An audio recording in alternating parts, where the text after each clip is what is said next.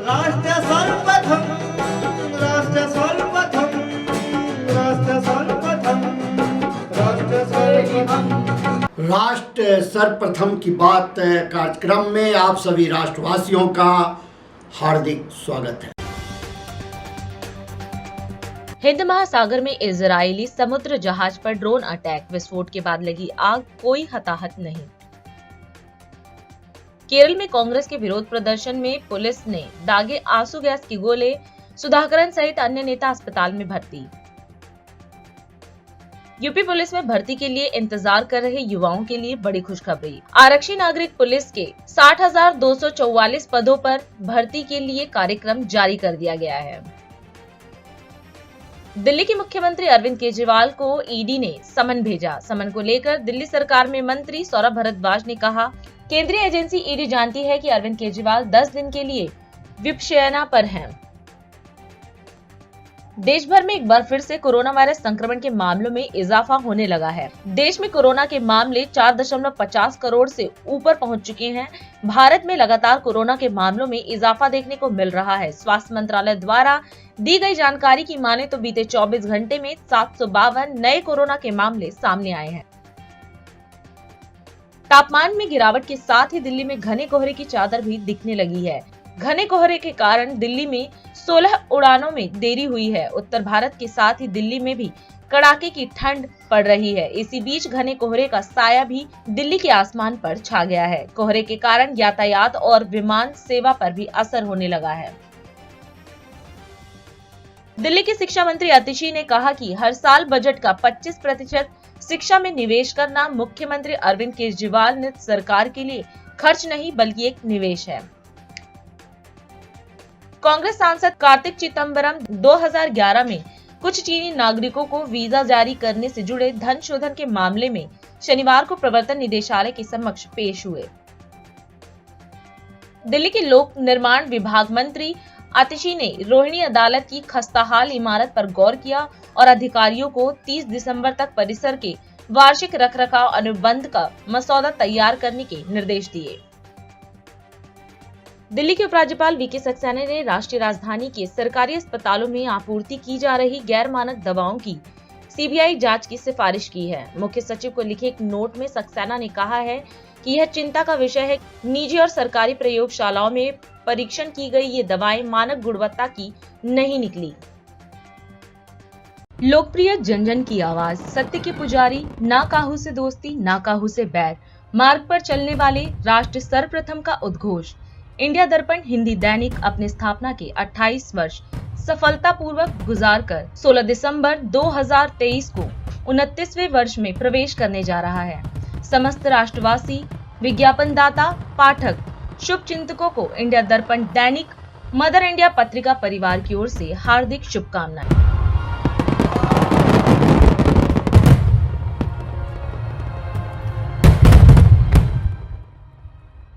आज उत्तराखंड के हरिद्वार में गुरुकुल कांगड़ी विश्वविद्यालय में वेद विज्ञान और संस्कृति महाकुंभ कार्यक्रम का आयोजन किया गया।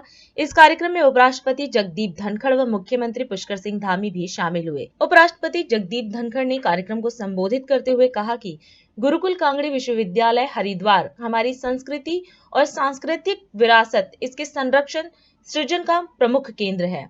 वहीं कार्यक्रम को संबोधित करते हुए सीएम धामी ने कहा कि देश को महान बनाने के लिए हमें अपने वेदों की ओर लौटना होगा। गुरुकुल कांगड़ी विश्वविद्यालय हरिद्वार हमारी संस्कृति और सांस्कृतिक विरासत, इसके संरक्षण, इसके सर्जन का प्रमुख केंद्र है, मुख्य आधार है। भारत की पहचान हमारी 5000 साल की संस्कृति की वजह से है। हमारे दर्शन का निचोड़, हमारे दर्शन का तात्पर्य, हमारे दर्शन का महत्व, इसका ये प्रमुख केंद्र है। विश्वविद्यालय के छात्रों को मैं निमंत्रण देना चाहता हूँ कि वो भारत की नवनिर्मित संसद भवन में आए और तब उनको आभास होगा कि हम कितने सही बदल गए हैं, हमारे में कितना बड़ा सकारात्मक बदलाव आया है। महर्षि दयानंद सरस्वती की 200वीं जयंती एक बहुत बड़ा महत्वपूर्ण मौका है। इसका मिश्रण एक दूसरे महत्वपूर्ण मौके से हो गया, स्वामी श्रद्धानंद के 75वें बलिदान दिवस और इसका तीसरा महत्व हो गया कि इन दो का संगम जब हुआ तो इस विश्वविद्यालय ने 3 दिवसीय वेद विज्ञान एवं संस्कृति महाकुंभ का आयोजन किया है। भारतीय संस्कृति और राष्ट्रवाद के प्रणेता इन मनुष्यों की पावन स्मृति में आयोजन किया जा रहा ये महाकुंभ उनके महान जीवन के प्रति हमारी विनम्र श्रद्धांजलि है। उन्होंने हमारे संस्कृति पर एक अमिट छाप छोड़ी है जो हमें सदा प्रेरणा देती रहेगी।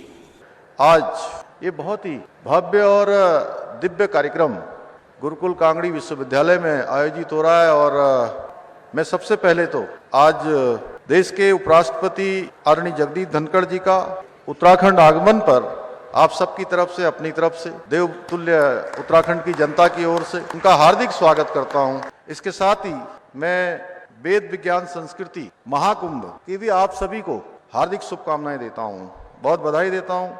महान शिक्षाविद एवं स्वतंत्रता संग्राम सेनानी स्वामी श्रद्धानंद जी की इस गुरुकुल कांगड़ी विश्वविद्यालय के रूप में जो उन्होंने अद्भुत धरोहर मां भारती को सौंपी थी, उसका हिस्सा बनना और आप सभी के बीच में आना, आप सबसे जुड़ना, ये मेरे लिए भी प्रेरक है और आनंददायक भी है। अपने देश को महान बनाने के लिए हमें वेदों की ओर लौटना होगा।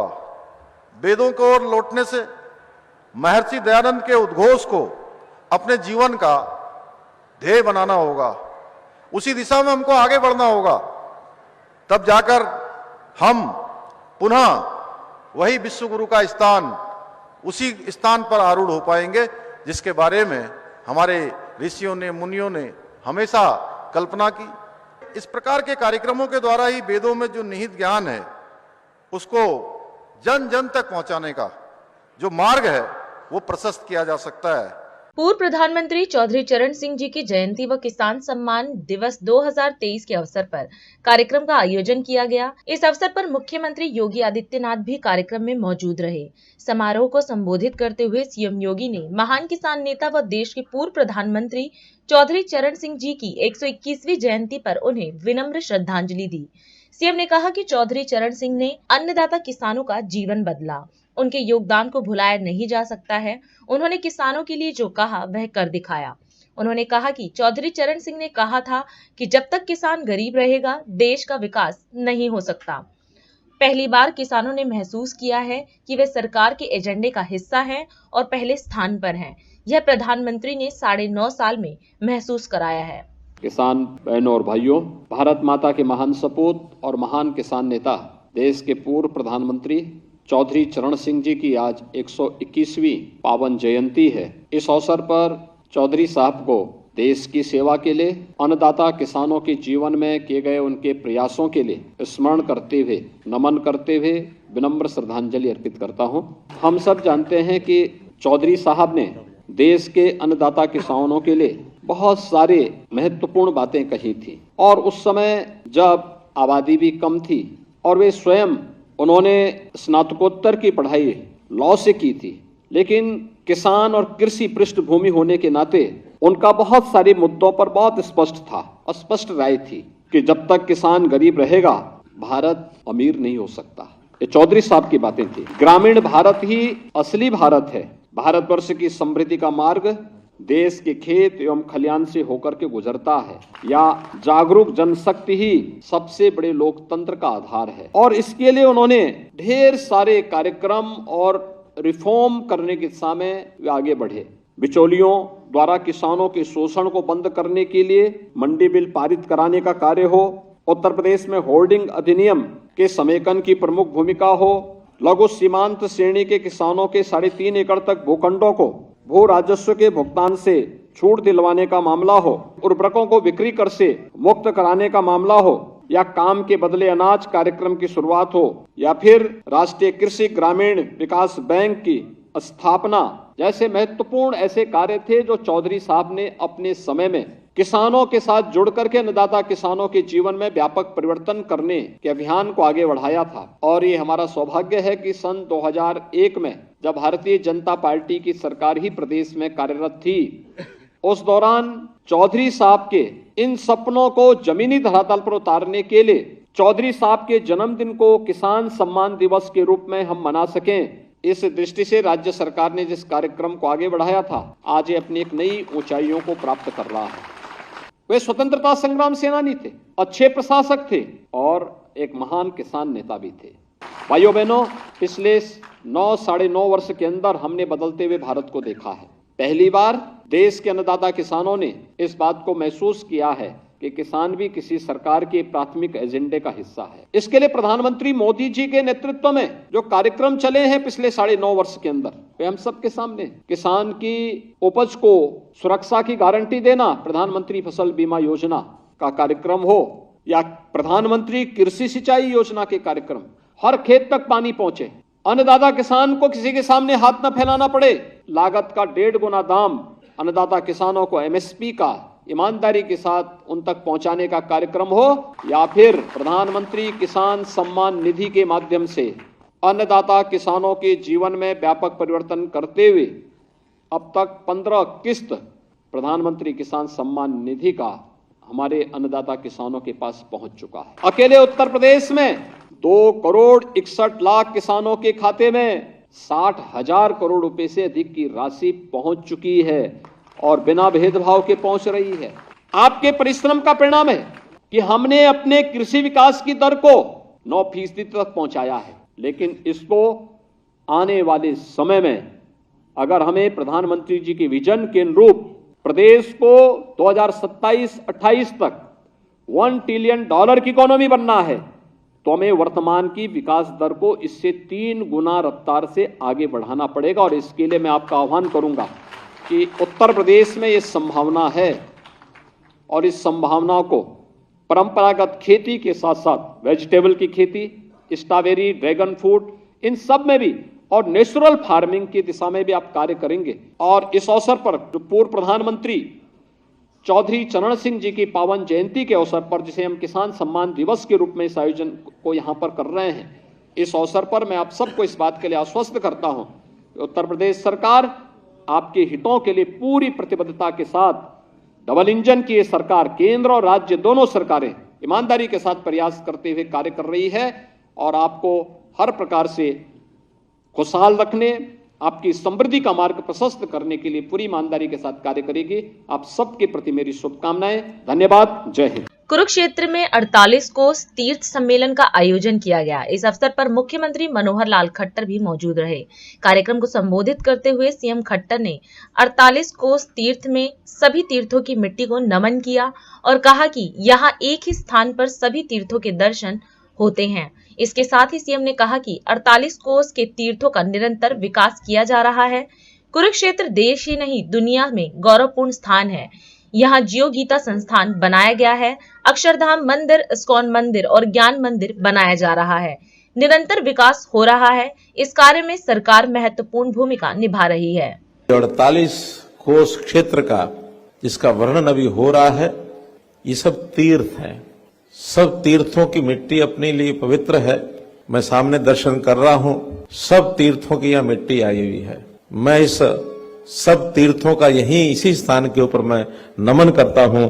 इन सब, चूंकि वैसे तो पूरे देश भर की मिट्टी हमारे लिए मातृभूमि इस नाते से हम मानते हैं, उसकी पूजा करते हैं, अर्चना करते हैं, लेकिन जिन स्थानों पर कोई ऐसी घटना विशेष हो जाए, कहीं महापुरुष विशेष का ऐसा स्थान बन जाए, वो स्थान अपने लिए और ज्यादा प्रेरणा के स्रोत हो जाते हैं। तो ऐसे 48 कोस में जितने तीर्थ हैं वो सब अपने प्रेरणा स्थान हैं।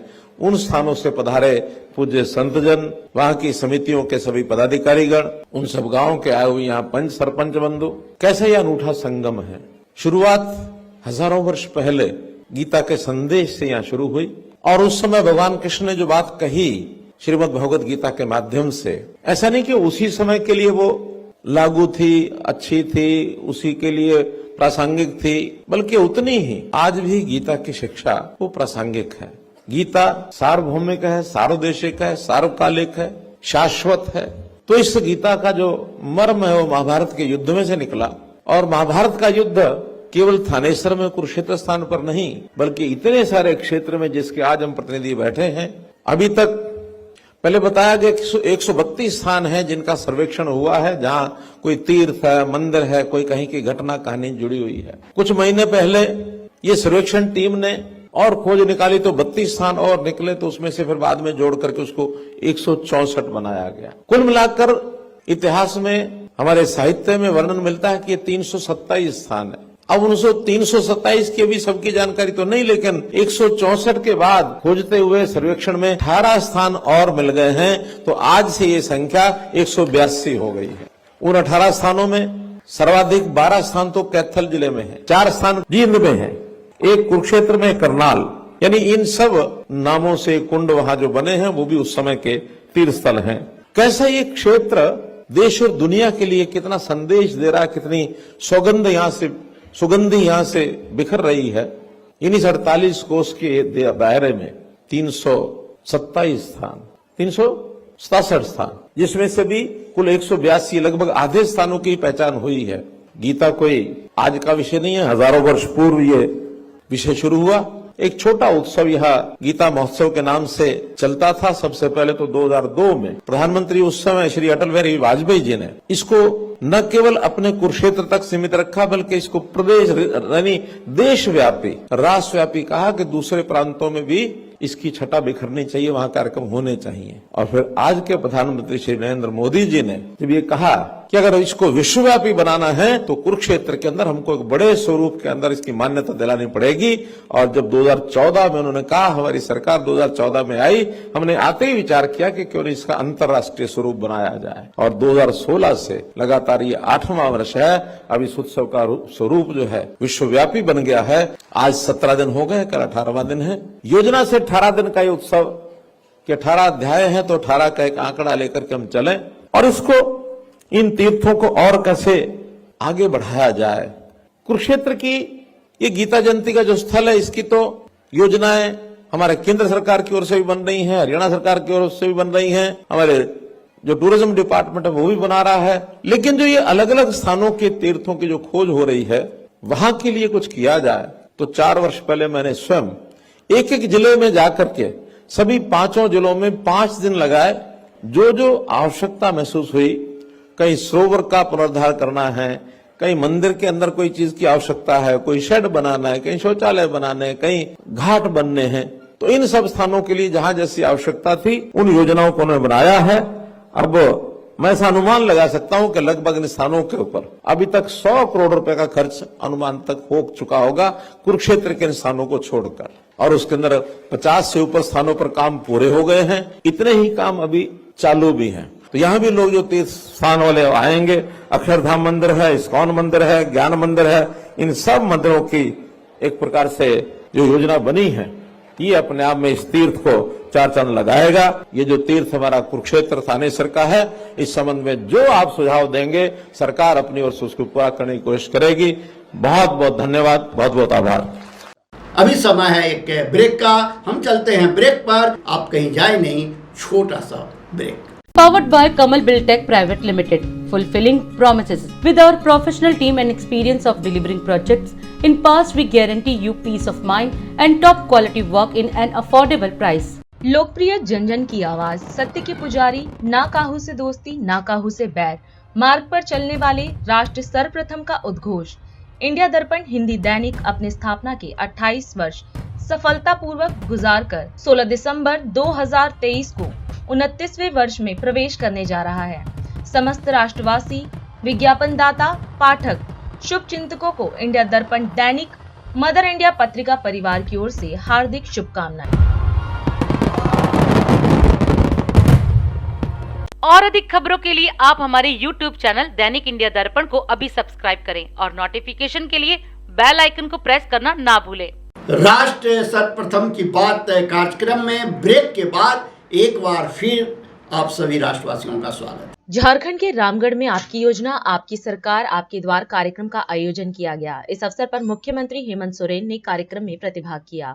उन्होंने जनता को संबोधित करते हुए कहा कि इस कार्यक्रम का यह तीसरा चरण है और 23 नवंबर से गांव-गांव पंचायत पूरे राज्य में शिविर लगाए जा रहे हैं। उन्होंने जनता से अपील की कि आप सभी अपने गांव, पंचायत, वार्ड में इन शिविरों के जरिए राज्य सरकार की लोक कल्याणकारी योजनाओं का लाभ अवश्य लें। हम अपनी सोच और लक्ष्य के अनुरूप राज्य भर में गांव, पंचायत और वार्ड में शिविर लगाकर लोगों को योजनाओं से जोड़ने का काम कर रहे हैं। आपकी योजना, आपकी सरकार, आपके द्वार कार्यक्रम का ये तीसरा चरण है और इस तीसरे चरण में आज हम लोग विभिन्न जिलों से होते हुए रामगढ़ जिला आए हैं। हालांकि जिला हेडक्वार्टर में तो कई बार हम लोग कुछ ना कुछ कार्यक्रम करते रहे हैं, लेकिन इस बार हम लोगों ने सोचा नहीं, अब जिला हेडक्वार्टर में नहीं, थोड़ा गांव की ओर में जाएंगे। और आज हम लोग तिरला पंचायत में यहां आपके समक्ष उपस्थित हुए हैं। आप सबको मालूम है 23 नवंबर से गांव गांव, पंचायत पंचायत पूरे राज्य में शिविर चल रहा है और उन शिविरों में पंचायतों के आसपास के गांव के लोग पहुंचकर वहां अपने लिए बनाए गए सरकार की योजनाओं का लाभ ले रहे हैं।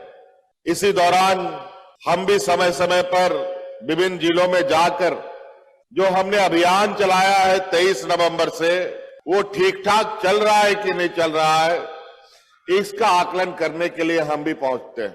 आज इसी क्रम में हम लगभग 20-21 जिलों में होते हुए आज रामगढ़ जिले में हैं और यहाँ आप लोगों के माध्यम से ही हम कुछ चीजों को जानने का प्रयास करेंगे।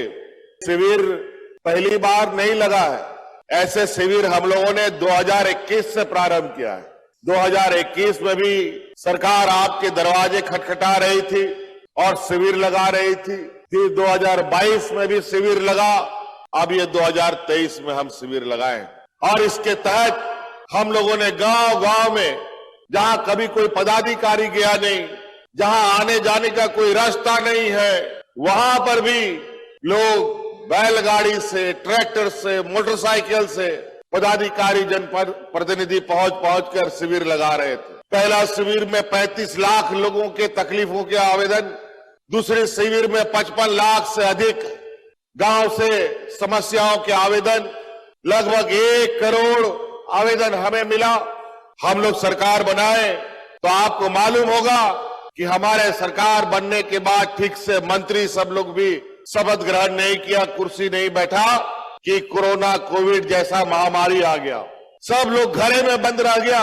जैसे ही कोरोना का बादल छटा, हमने तुरंत पदाधिकारियों को आपके दरवाजे में आपके लिए सरकार कौन कौन सी योजना बना रही है उसका गठरी बांध कर आपके दरवाजे में भेजने का काम किया था। अभी 29 तारीख तक ये शिविर चलेगा। अब कितना आवेदन आएगा अब ये देखना पड़ेगा हमें, लेकिन उन आवेदनों से हमें गांव के अंदर जो हो रही समस्याओं के बारे में पता चला। एक एक करके हम लोगों ने सूची बनाया और कौन पहला, दूसरा, तीसरा, चौथा, पांचवा बनेगा, काम करने हम लोगों ने शुरू किया। और आज उन आवेदनों का नतीजा है कि आज गांव में कोई भी बुजुर्ग 60 साल से अधिक, कोई भी विधवा महिला, कोई भी हमारे अपंग व्यक्ति, बच्चा डिबरी लगा के ढूंढिएगा तो बिना पेंशन का नहीं मिलेगा। सबको हम पेंशन दे रहे हैं। आज तरह तरह की योजनाएं, हम लोगों ने किसानों के लिए योजना बनाया, हम लोगों ने महिलाओं के लिए योजना बनाया, हमारे कम पढ़े लिखे नौजवान मजदूर लोगों के लिए योजना बनाया, हम लोगों ने हमारी आने वाली पीढ़ी के लिए, हमारे छात्र छात्राओं के लिए योजना बनाया, सभी के लिए। और जो मुख्य रूप से गांव में बसते हैं, क्योंकि हमारे राज्य में 100 में 80 लोग गांव में बसता है, मतलब 80% हमारा ग्रामीण क्षेत्र है, गांव देहात खेती बाड़ी से जुड़े लोग हैं। आज राज्य का विकास करने का मूल आधार गांव की मजबूती होनी होगी। जब तक गांव मजबूत नहीं होगा, किसान सशक्त नहीं होगा, महिलाएं सशक्त नहीं होगी, तो राज्य कभी मजबूत नहीं हो सकता। आज जो आपका अधिकार था, वो अधिकार हमने आपको दरवाजा खटखटा कर देने का काम किया। मुख्यमंत्री रोजगार सृजन योजना के माध्यम से हमारे जो गांव देहात के पढ़े लिखे, कम पढ़े लिखे नौजवान है, चाहे महिला हो चाहे पुरुष हो, अब स्वरोजगार के लिए अगर कोई काम करना चाहता है, कोई दुकान चलाना चाहता है, महिला सैलून खोलना सिलाई मशीन खोलना चाहती है, ब्यूटी पार्लर खोलना चाहती है, नौजवान अगर कोई राशन दुकान चलाना चाहता है, सीमेंट दुकान चलाना चाहता है, छड़ दुकान चलाना चाहता है, और अगर उसके लिए आपके पास पूंजी का अभाव है तो वो पूंजी राज्य सरकार आपको देगी। आप अपना काम शुरू कर दीजिए। दिल्ली भाजपा अध्यक्ष वीरेंद्र सचदेवा एवं सांसद मनोज तिवारी ने एक प्रेस वार्ता को संबोधित किया। इस अवसर पर मीडिया को संबोधित करते हुए वीरेंद्र सचदेवा ने कहा कि ये चिंता का विषय है कि सरकारी अस्पतालों में मेडिकल स्टैंडर्ड पर फेल दवाएं बांटी जा रही हैं। इसके साथ ही सचदेवा ने कहा कि दिल्ली की जनता उपराज्यपाल विनय कुमार सक्सेना की आभारी है, जिन्होंने जानकारी मिलते ही इस स्टैंडर्ड विहीन दवाओं के स्कैम की जाँच कराई। उपराज्यपाल के आदेश पर हुई जांच में लगभग 5 कंपनियों के सैंपल जांच में फेल हुए हैं। वहीं अब इस पूरे मामले पर दिल्ली भाजपा अध्यक्ष वीरेंद्र सचदेवा ने दिल्ली सरकार में स्वास्थ्य मंत्री के इस्तीफे की मांग की है। आज दिल्ली के जो लोग दिल्ली के सरकारी अस्पतालों में या मोहल्ला क्लिनिक में इलाज करा रहे हैं, अगर वो जीवित हैं तो उन्हें प्रभु श्री राम का या अपने इष्ट देव का आभार प्रकट करना चाहिए, क्योंकि इस सरकार ने तो उन्हें मारने का पूरा प्रबंध कर दिया है। दिल्ली के सरकारी अस्पतालों के सैंपल, वो लैब रिपोर्ट हमारे पास है, ये विजिलेंस रिपोर्ट हमारे पास है, जो ये बताती है कि अरविंद केजरीवाल और उनके स्वास्थ्य मंत्री सौरभ भारद्वाज दिल्ली की लोगों की जनता के साथ खिलवाड़ कर रहे हैं। शर्मनाक है, दर्दनाक है। जो दवाइयां वहां दी जा रही हैं उनके सैंपल फेल हो गए हैं। जो व्यक्ति जिन दवाइयों से ठीक होने की अपेक्षा करता है वो दवाइयां सिर्फ भ्रष्टाचार की भेंट चढ़ गई हैं। मैं हैरान हूं कि दिल्ली के सरकारी अस्पताल ऐसे कैसे लोगों की जिंदगी के साथ खिलवाड़ कर सकते हैं। 5 कंपनियों के सैंपल फेल हुए हैं। इस विजिलेंस रिपोर्ट के हिसाब से this is with the reference to the general complaints of various sections of the people regarding sub standard medicine being supplied in Delhi government hospitals. ये लोगों की शिकायत आई है, उसके बाद जांच हुई है। 3 drugs were found to be not of standard quality. जैसे जैसे जांच हो रही है वैसे वैसे बताया जा रहा है। उन दवाइयों के नाम भी लिखे हैं। उसके बाद फिर आता है कि section 25 of drugs and cosmetics act 1942 not of standard quality. ये कुछ और दवाइयों के नाम आए हैं। Providing medicines which are not of standard quality to the citizens of Delhi is a serious issue and amounts to be compromising with public health and safety besides spending huge budgetary resources on such drugs which are not of standard quality. The implications of distributing drugs which are not of standard quality is far and wide with the reference to the public health. और मैं हैरान था, अभी दवाइयों के नाम में पढ़ रहा था। इसमें से जो सबसे पहली दवाई है एम्लोडिपिन, ये हार्ट के लिए होती है। आप समझिए जो दिल के मरीज अपने इलाज के लिए हॉस्पिटल में जाते होंगे और उनको इस तरह की दवाई दी जा रही है, जो दवाई नहीं है, सिर्फ गोली है, जिससे कुछ फर्क नहीं पड़ना, जिसको ठीक नहीं होना, जिसने कुछ रिएक्ट नहीं करना, उल्टा उस शरीर का नुकसान करना है, उस मरीज की हालत क्या होगी। ऐसी कई दवाइयों के नाम इसमें लिखे हैं। हमारी इस पूरे मामले में मुख्यमंत्री अरविंद केजरीवाल तुरंत स्वास्थ्य मंत्री को बर्खास्त करें। आपको किसी की जिंदगी के साथ खेलने का हक बिल्कुल नहीं है। आप किसी की जिंदगी के साथ खिलवाड़ नहीं कर सकते। नहीं तो भारतीय जनता पार्टी इस पूरे विषय को लेकर इस आम आदमी पार्टी के सरकार के खिलाफ एक जन आंदोलन दिल्ली में चलाया जाएगा और स्वास्थ्य मंत्री को इस्तीफा देना होगा। मैं शुक्रगुजार हूं माननीय उपराज्यपाल का, जिनके संज्ञान में ये विषय आया और उन्होंने इसकी जांच के आदेश भी दिए हैं। हम प्रोटेस्ट भी करेंगे। जितनी नकली दवाइयां उन्होंने वितरित की हैं, जितने दोषी हैं, उन सबके खिलाफ कार्रवाई की मांग भी करेंगे। इस्तीफा तो सिर्फ एक कहा है इस्तीफा, इनको इस्तीफा देना भी पड़ेगा और माफी भी मांगनी पड़ेगी, और जो कानूनी कार्रवाई इस विषय में हो सकती है उसको हम हर हद तक लेके जाएंगे। ये खाली नकली दवाइयों का मामला अभी का नहीं है, ये पूरी इनकी रणनीति है कि दिल्ली के लोगों को स्वास्थ्य सेवाएं ना मिले। आयुष्मान योजना बंद है ना यहाँ। अभी हमने संसद में सवाल उठाया और ऑन फ्लोर मंत्री का जवाब है कि दिल्ली सरकार और एक कलकत्ता में टीएमसी ये रोक के रखी है। और अधिक खबरों के लिए आप हमारे YouTube चैनल दैनिक इंडिया दर्पण को अभी सब्सक्राइब करें और नोटिफिकेशन के लिए बेल आइकन को प्रेस करना ना भूलें।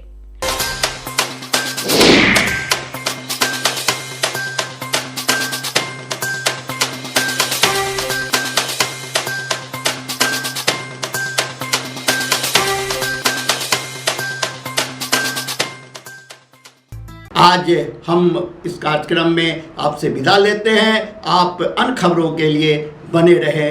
राष्ट्र सर्वप्रथम, वंदे मातरम, जाग उठा है भारत।